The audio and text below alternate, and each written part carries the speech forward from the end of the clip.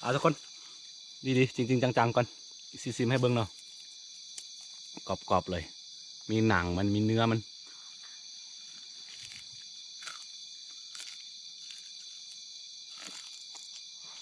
อ๋อ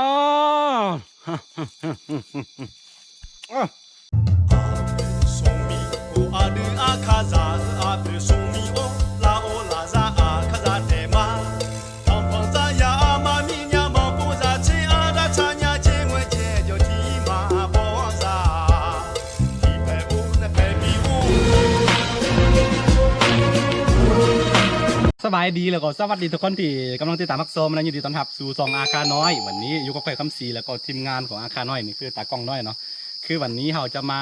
เดินป่ากันหาอาหารกินย่ำกลางคืนแบบนี้แล้วก็จะทำเมนูกินอยู่ป่าเลย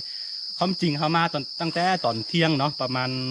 11 โมงครึ่งตอนเที่ยงเนาะแต่ว่าเขาไทยไปคลิปหนึ่งแล้วเนาะถ้าผู้ใดอยากติดตามมาเขาไทยคลิปเกี่ยวกับยังเนาะอย่าลืมเข้าไปเบิ้งหรือว่าเข้าไปรับชมได้ทางซองอาม่าพีเคพีเนาะเพราะว่าเขาไม่ได้ลงทางซองนี่เนาะตอนนี้เรา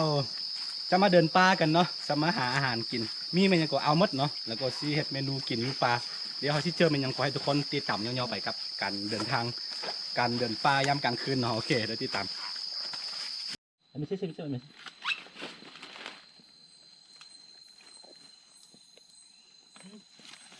nó hay gần như bà mà ngày đấy đó lo tay đấy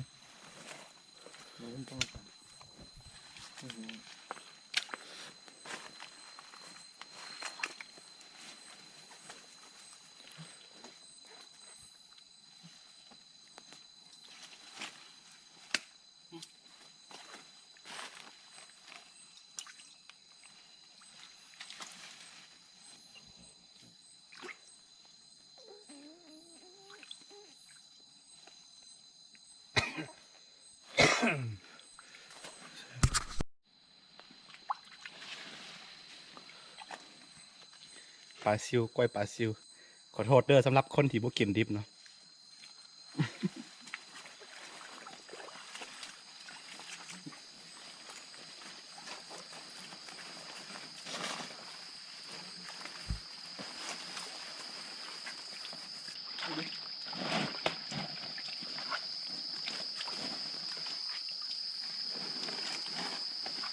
มาร์กอันนี้สวยงามเนาะเป็นพวงเลยบูว่าเป็นมาร์กเนี่ย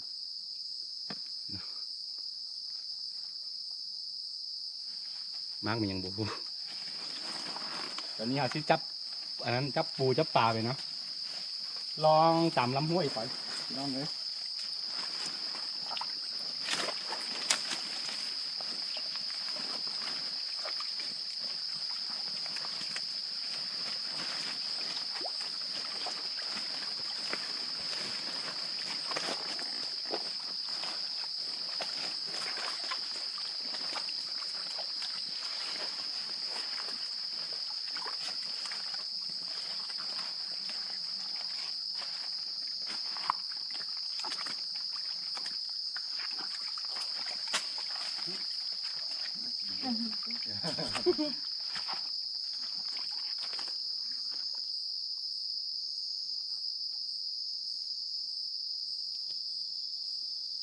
ไอ้ยี่หมดมีหมด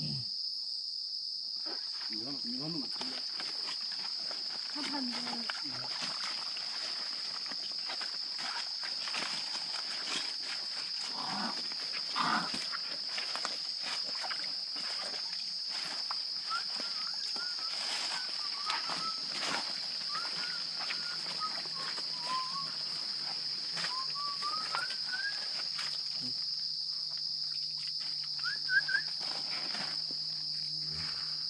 sòng tô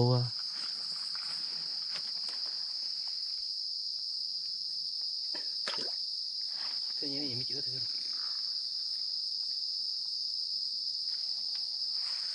นี่คือกุ้งเนาะกุ้งน้อยๆเห็ดกุ้งเต้นได้กินได้สบายเพราะตัวนี้มันไม่มีเลือดเนาะกินได้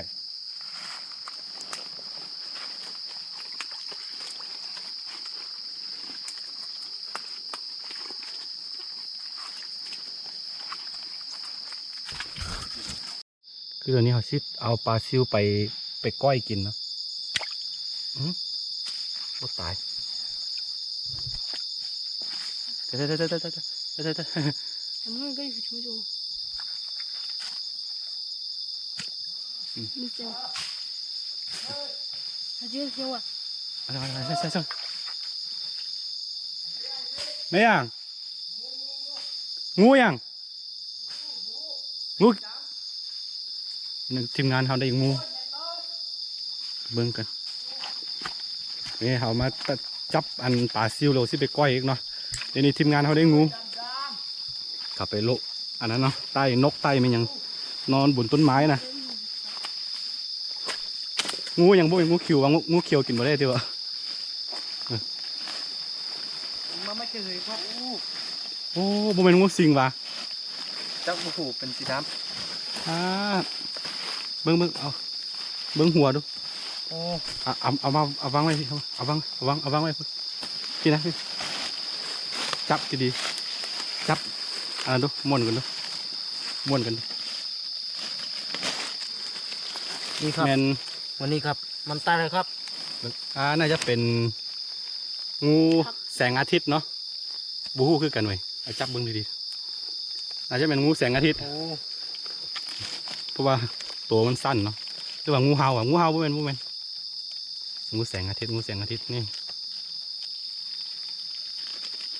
ดึงเบิ่งดูแมตรกว่าน่าจะเป็นงูแสงอาทิตย์เนาะโอเคทุกคนตอนนี้เราได้อาหารนะตัวนี้นะเราจะเอาตัวนี้ไปย่างกินกลางป่าเลยเพราะว่าเดี๋ยวเอากลับไปบ้านแม่ก็ ว่าเห็ดกินอยู่ดีเนาะเอาสิเห็ดกินนี่พี่งูยังวะนี่ท้องมันเป็นอย่างนี้เนาะน่าจะเป็นงูแสงอาทิตย์เนาะถ้าโบพิษเนาะแสงอาทิตย์แน่นอนถ้าโบเป็นงูแสงอาทิตย์กับงูสิงโบเป็นงูสิงกับงูเห่า3 ชนิดนี่แหละ คือคลิปที่ค่อยอันนั้นเนาะคือคลิปที่ค่อยกินงูเห่านั่นนะคือเอาตรงๆเลยฟังเราก็เอิ้นว่างูเห่าเนาะโบได้มีว่างูจงอางนะเขาเอิ้นว่างูเห่าแต่ว่าฟังไทยเขาจะเอิ้นว่างูจงอางบ่เนาะเพราะว่าเห็นหลายคอมเมนต์เขาบอกว่าอันนั้นเป็นงูจงอางบ่เป็นงูเห่าเนาะเห็นหลายคนหลายคอมเมนต์เขาว่าเนาะแต่ว่าบ้านค่อยบ่มีนางงูจงอางเขาเอิ้นงูเห่าอย่างเดียวเนาะแต่ว่าตัวนี้เขาก็บ่ฮู้ว่าเป็นงูชนิดใดทำกลางป่ากล้วยป่าลึกพี่น้องเลยนี่โอเคทุกคนตอนนี้เราสิไปย่างกินคือลืมบอกน้องงูเนาะงูนี่เราสามารถกินได้ทุกส่วนเนาะยกเว้นหัวมันเพราะว่าหัวมันจะมีพิษเนาะเอาตัดหัวมันออกแล้วก็กินได้เลยเราต้องล็อกหนังมันเนาะแค่ล็อกหนังมันออกก็ถือว่าหมดเลยบ่มีเลยเนาะวิตามินเนาะเพราะว่าตัวกินได้ตัวแซ่บๆก็จะเป็นหนังของมันเนาะสุดยอดเลยต้มกินเผากินพัดกินยังได้หมดเนาะโอเคเดี๋ยวตอนนี้เขาสิไปย่างกินก่อนไปที่มันนั่นนะ โอ้ดีใจไร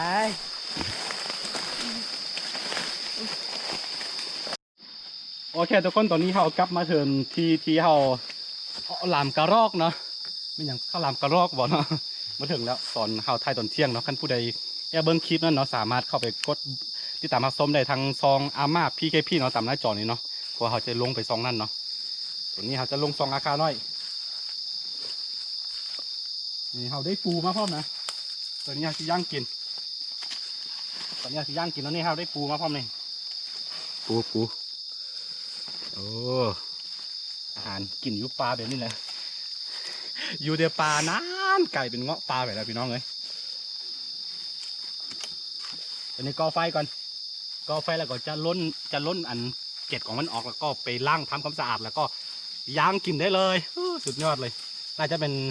งูแสงอาทิตย์เนาะบูฮู้ขึ้นกันกินอย่าไปเลย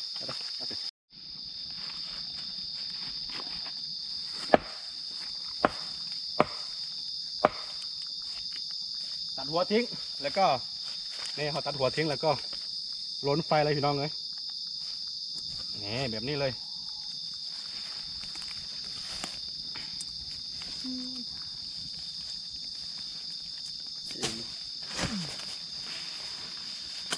คือหัวงูเนาะหลังจากที่ตัดไปแล้วเนาะสมมติว่าเราได้มือนี้เนี่ยหลังจากที่มันจะมีพิษจนถึงตะเวนตกดินเนาะมันจะอยู่ได้ประมาณ24 ชั่วโมงเนาะพิษของมันเนาะหลังจากนั้นมันก็จะตายไปเองถึงว่าหัวมันตัดทิ้งไปแล้วตอนนี้มันก็มีพิษอยู่เราต้องไปเหยียบเนาะ ถ้ามันงูชนิดไหนมีพิษเนาะถ้างูชนิดใดไม่มีพิษก็แล้วแต่ไม่เป็นอย่างแต่ว่าตัวนี้ค่อยก็บ่แน่ใจคือกันเนาะเพราะว่าค่อยเป็นคนบ่ค่อยฮู้เรื่องจำพวกอันนั้นนะถ้าเป็นภาษาอาค่าฮู้อยู่แต่ว่าเป็นภาษาลาวภาษาไทยบ่ฮู้นะน่าจะเป็นงูแสงอาทิตย์นี่แหละตามเบิ่งจากหัวมันเนาะเอ้ยฮ้อน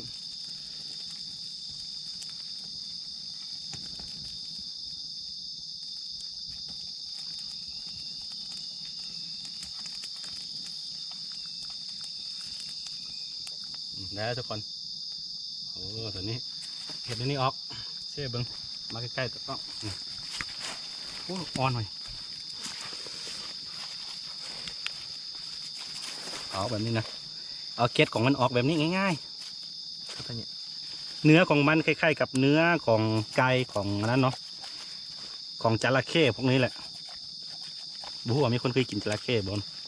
หรือว่างูหลามงูเหลือมนั่นก็แซ่บเพื่อกันเนื้องูหลามงูเหลือมสุดยอดเลยแหละโอ้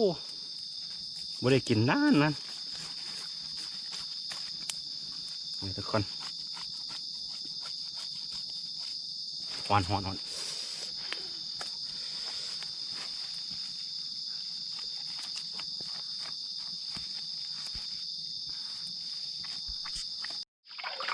เนี่ยตอนนี้เราทำความสะอาดแล้วก็จะ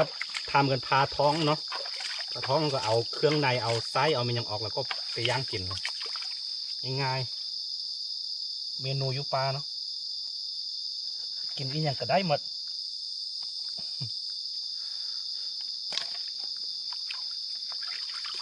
โลกสวยกดข้ามได้นะโลกสวยเนาะก็เป็นอย่างนะไอ้คนนี้ยักเบิ้งให้เบิ้งก็ดีเดี๋ยวยักเบิ้งอะไรก็ไม่เป็นไรครับเราเป็นอย่างนี้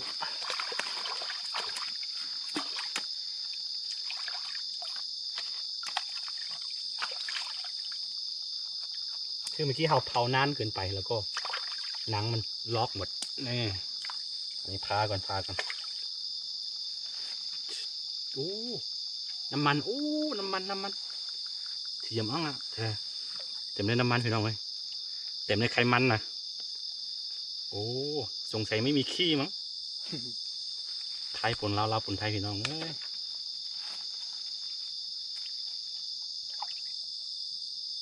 คือหลายคนจะถามว่าทำไมอาคารน้อยพุทธภาษาไทยไม่ชัดเลยคือจะบอกอย่างนี้เนาะไม่ได้เป็นคนไทยนะครับเป็นคนลาวเป็นอาคาที่อยู่ฝั่งลาวเนาะก็เรียกว่าภาษากันพูดกูจะออกเงื้องักนิดนี่แหละเหตุผลที่ผมพยายามที่ไม่พูดภาษาไทยอะแต่ว่าคือคำศัพท์ในที่ไม่เหมือนกับภาษาลาวอย่างนี้หรือว่าคำในที่ไม่เหมือนกับภาษาลาวอย่างนี้ผมก็จะพยายามพูดเป็นภาษาไทยเนาะหวังว่าทุกคนเข้าใจกัน ภาษามีไว้สื่อสารเนาะเรื่องชัดไม่ชัดก็ไม่เป็นไรคือเราพยายามสื่อสารให้คนที่เป็นคนไทยอะได้รู้กันว่าผมกำลังพูดอะไรอยู่อย่างนี้เนาะก็ดีเนาะภาษามีไว้สื่อสารชัดไม่ชัดอันนั้นก็เป็นอีกเรื่องหนึ่งมันดีแค่ไหนที่ผมพยายามจะพูดจะสื่อสารอย่างนี้ โมโอ้อ่อนๆนั่นน่าจะเป็นตัวลูกอ่อนมันที่พี่น้องเลยน้ำมันไขมันคือเนื้อปลา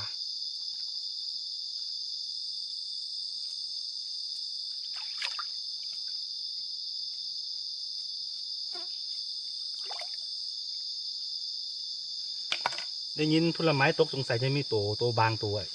อะไรสักอย่างในกินเนาะผลไม้ปลาตกหรือว่าจะเป็นนูไวทำความสะอาดแล้วก็ไปทาเกลือแป้งนัวผงชูรสพริกแล้วก็ย่างเลยสุดยอดทุกคนน้ำมันเต็มน้ำมันเดี๋ยวจะน้ำมันออกกันไปย่าง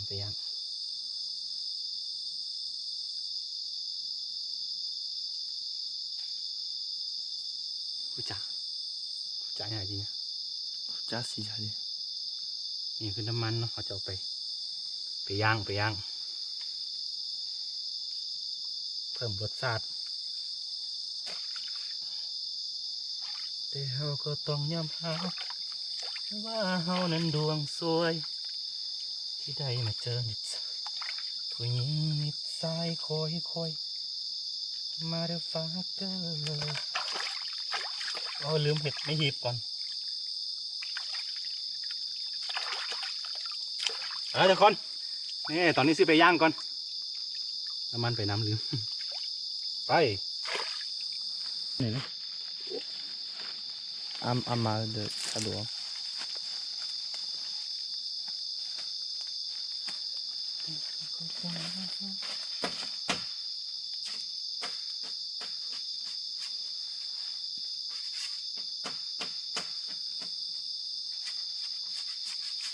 Aji, tu da aji ya wo ya. Yeah. Aji cuma tahu aji. Wo ya. Pelangai kok kecil. Pelangai. Heh. Kena. Tu bang tu bawa ni. Hah kan? Kamu betul. Hah kan cah. Aja. Masih pelangai deh. Pelangai enggak ada. Pelangai pelangai. Oh, ตกใจหมด เป็นอันนั้นเนาะ เป็นอันไม่อย่างก็ เป็นเดือน Dian. พระจันทร์ นึกว่าเป็นตาอีเห็น เป็นแสงประจันทร์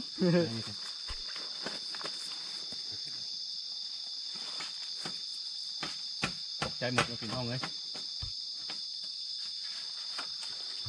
นี่เนาะตอนนี้เราจะไปย่างกินก่อนอาเบื่อเลยโซกาดอทุม โซกาดอทุมนี่ตัวนี้เนาะคือเมื่อก่อนเนาะเวลาจะเอาเจ้าเสามาเฮือนเจ้าเบานะเขาจะเอาเครือตัวนี้เนาะตัดเป็นท่อนเราก็จะฟาดใส่เจ้าเสาเนาะเวลาเอาเจ้าเสากลับมาบ้านเจ้าเบานะพิธีกรรมดั้งเดิมของอาคาสมัยโบราณตัวนี้อาจจะเปลี่ยนแทนจากเครือตัวนี้เนาะมาเป็นข้าวเหนียวหรือว่าอะไรตัวอ่อนๆแทนเนาะเมื่อก่อนในสายตัวนี้ฟาดเลย เขาเรียกว่าสองก็ดอทุ่งระเบือเลย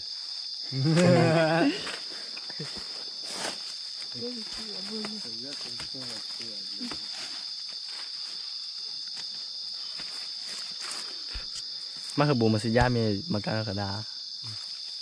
โอเคใช้เวลาประมาณชั่วโมงหนึ่งพี่น้องรอโอ้บรรยากาศทำกลางอันนั้นเงียบสงบยามกลางคืนแบบนี้เนาะฟังเสียงนกเสียงหนูที่กำลังบ่ทันรับบ่ทันนอนอ่อนซอนพี่น้องเอ้ยใส่ชีวิตอยู่บนนกบนนาแบบนี้เจ้าบ่ต้องไปโหยหาอะไรมากมายพอแล้วเบิ้งไม่อย่างกับพ่อใจไปหมดทุกอย่างเลยพี่น้องเหมือนได้ตัดกิเลสไปยัง ตัดหมดแล้วก็คืออาหารนี่แหละธรรมชาติของคนโหยหาแบบความบ่เคยพอใจกับสิ่งที่ตัวเองเป็นอยู่แล้วเนาะแต่ว่ารู้สึกว่าทุกวันนี้ค่อยพอใจกับชีวิตที่เป็นอยู่พอใจระดับหนึ่งนะเมื่อระดับหนึ่งลายเลยแหละไม่ต้องไปโหยหาอะไรอีกแล้วอยู่แบบนี้แหละโอเครอประมาณ1 ชั่วโมงนี่ทุกคนหลังจากที่เราใช้เวลาประมาณ1 ชั่วโมงเต็มๆเนาะเราก็ได้หน้าตาแบบนี้โอ้โหเป็นจังไดล่ะพี่น้องเอ้ยน่ากินบ่โอ้น้ำมันต้องซิมแรกๆต้องซิมก่อนเนาะเหมือนกับว่าน่าจะเป็นลูกตัวอ่อนมันเนาะว่าโอ้สุดยอดเลยอ้าวตายแซ่บพด สุดยอดพี่น้องเดี๋ยวซิมก่อนโอ้เผ็ดเค็มดีน้ำมันฮ้อนต้องใช้เวลาหน่อยนึงกว่าหาก็เอาออกมาจากเตาเนาะ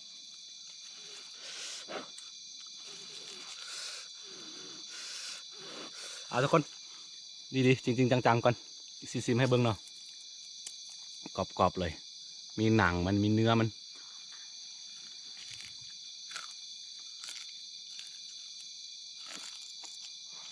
อ๋อ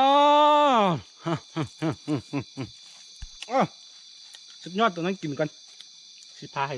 ทีมงานทั้งผู้ใดเอาสดจะมาโน่นจะมาอยากจะมา 那知道，你咋理解？ ถามทีมงานมาผู้ใดสิกินน้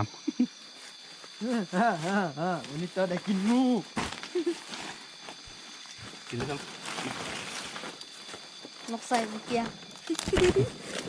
นี่ตอนนี้ให้ทีมงานเฮาซีมก่อนเพราะว่าหลายๆคนก็บ่เคยซีมเนาะ โอ้น่ากินกันนี่พี่น้องเฮ้ย นั่นแหละ มา มันบ่อยาก มาอยู่จะมาจะหมดละ ตากล้องเอาชิมเบิ่งก่อนแซ่บเอาไปกินอีกทีหนึงน้ำมัน นี่เขาเรียกว่าสีงู ชิมงูเอาตากล้องมาชิมให้เบิ่งก่อนกรอบดีพี่น้องโอ้เสียดายข้าวหมด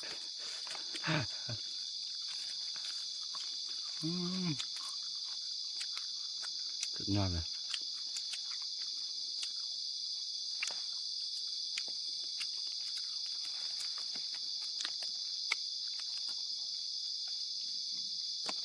ลองชิมนี่มั้ง เล่นเดียว ครั้งแรกในชีวิตเลยลองใส่ครั้งแรกในชีวิต อะเลย อะไรถึงไม่อะไร อะเลยโอ้แซ่บ เบอร์นี่มวยฮะ บริเวณนี้มันยังอ๋อเข้มเกิน ตากล้องน้อยลูก ของหน่อยดูรสชาติเป็นยังไง อร่อย แซ่บบ่ แซ่บ บอกว่ามาที่มาสบาย แซ่บ บอกว่ามาที่มาสบายมันเอื้อไง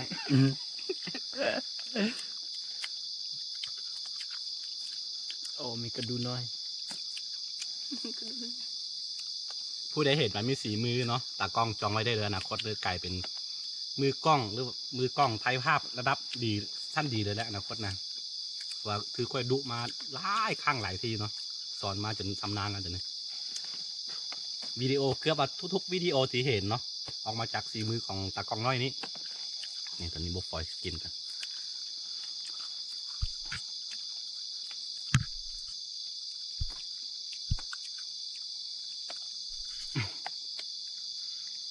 ผู้ชายผู้คุณเหล่าชายนี้ ไม่เฮงไม่เฮง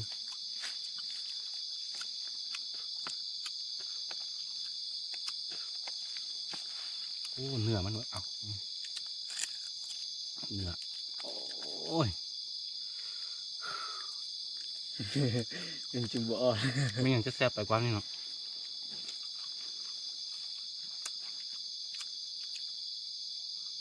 บอกตลอดเนาะผู้ใดโลกสวยบ่ต้องเบิ่ง บางทีแบบอาหารวัฒนธรรมการกินเนาะแต่ละพื้นที่มันบ่คือกันเนาะเพราะฉะนั้นจะอย่าเอาแบบอริยบทในพื้นที่ของเจ้าเนาะมาตัดสินผู้อื่นว่าแบบนี้เป็นนั้นนะอันนี้ก็เท่ากับบ่มีสิทธิ์ไปห้ามไผเนาะแล้วแต่ความคิดเห็นเพราะว่าร้อยพอพันแม่เนาะแนวคิดของแต่ละคนมันบ่คือกันอยู่แล้วสีเนี้ย เอาเนื้อที่กินก็กินไปใครอยู่ใครอยู่มันจะมีกั้งคล้ายๆกั้งป่านะ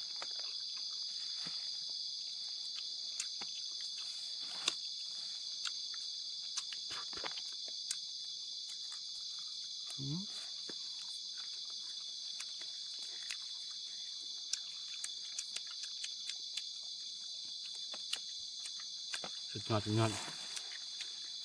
เอาเป็นคนกินจริงจังชอบทั้งน้องอะไรอ่ะ คิดว่ามีคนเดินมาความจริงบ่แมนเบลอแล้วเบลอแล้วอีกอ่ะ จ้ะ อีกอ่ะ เลยพี่จ้องยังก็คือเด็ก เดี๋ยวจีไปอ่ะ